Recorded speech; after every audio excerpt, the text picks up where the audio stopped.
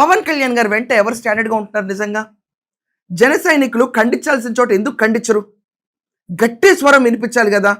చాలా మంది మాట్లాడుతున్నారు, కానీ చాలా గట్టిగా దద్దరిల్లే స్వరం ఇవ్వాలి కదా. ప్రొఫెసర్ నాగేశ్వర్ మీద ఈరోజు చాలా మంది సింపతి పోర్ చేస్తారు.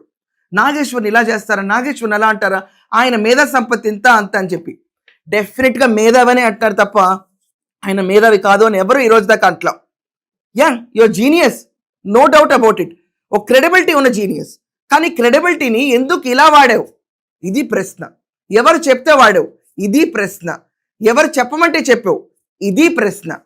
తర్వాత నువ్వు బేషరత్గా వెనక్కి తీసుకున్న తర్వాత సాక్షిలో నీ గురించి ఇంకా డిబేట్లు నడిపిస్తుంటే వాటిని ఎందుకు ఆపవు? నాకు వచ్చింది కరెక్ట్ ఇన్ఫర్మేషన్ కాదు, రిలయబుల్ సోర్స్ కాదు అన్న విషయం నువ్వు ఎందుకు మాట్లాడవు? ఇది అన్నిటికంటే హైలైట్ పాయింట్. ప్రొఫెసర్ నాగేశ్వర్ చేసిన స్టేట్మెంట్ విశ్వసనీయ వర్గాల నుంచి వచ్చినాయి అన్నప్పుడు ఆ పేరేంటో బయటకు చెప్పాలి. Because it's a huge statement. Chandrababu Naidu గారిని నమ్మట్లేదు, అక్కడ ఉన్న కూటమి ఇన్స్టెంట్ ఫ్రెండ్షిప్ అన్నట్టు మాటలు వస్తే బయటకి, ఇక్కడ ఉన్న కూటమిలో చిచ్చులు లేపడం. అది క్రెడిబిలిటీ సోర్స్ గురించి బయట చెప్పలా. Instant friendship, long term friendship అని జగన్మోహన్ రెడ్డి అంటే ఓట్లని కన్వర్ట్ అవ్వ next time so called BJP supporting votes ఏముంటాయో అవి.